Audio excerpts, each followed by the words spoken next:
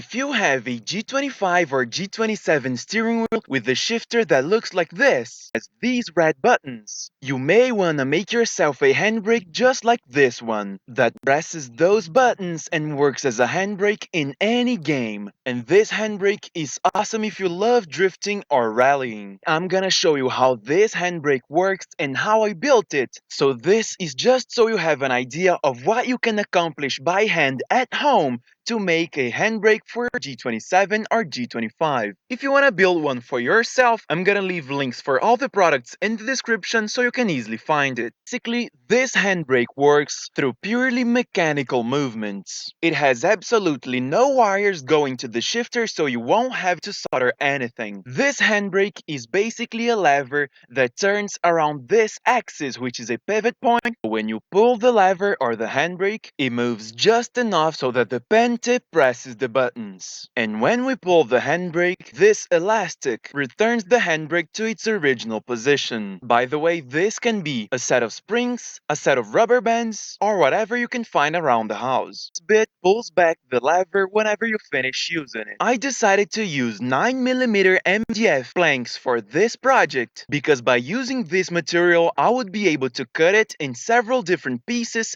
and then glue them together to form the final product. And also, when finished, we could put this below the shifter so that it could press one of the red buttons. This way, whenever I put it over a table, it acts like a second base. And when you press this screw and also the other two fixating screws, the handbrake would be really solid just like the shifter. So to build a handbrake that looks just like mine, the materials you will need is actually quite simple. You'll need a 9mm thick MDF plank, large as you can get or many pieces, and then you start cutting away different pieces. One for the base, which needs to be just as wide as the shifter, one lateral support piece so that it is tall enough to reach the buttons, and some other pieces. For example, this one is an anchor point for a rubber bands or a spring if you want to go serious. Also, another piece of MDF through which you can make a hole to pass a bolt and a nut. It can actually be much thinner than this one. This is way overkill for this project, and you can get a thinner one. This one is the one I had and it worked just fine. And also some other bits for the handbrake, which you're gonna make according to the size of your hands. Whatever size fits your hands and you feel comfortable using it. So cut a central piece that is long enough so that you have a handle, and also here at the other end, a piece that is long enough to reach the red buttons. Then you can glue at the bottom another piece of wood that extends right enough to press all the buttons in a way that the length of this plank can reach all buttons if you want to use the closer ones or the farther ones. Here I made mine in a way that I could use the first or the last of the red buttons. To nail it, I just had to try a couple different measurements and then I was golden, and then it worked fine. I had one of these touch pens laying around, so I decided to use it. So I cut just its tip so that I would have this tip that is softer to touch screens, but in this case it's to press the buttons. You don't need to do that. You can cut another little piece of MDF that sticks out just far enough so that it can actually reach the red buttons. But as I had one, I chose to cut its tip off and fixed it in place with zip ties. Also, if you want, you can make two stops and glue them on the support. So these are used to stop the movement of your handbrake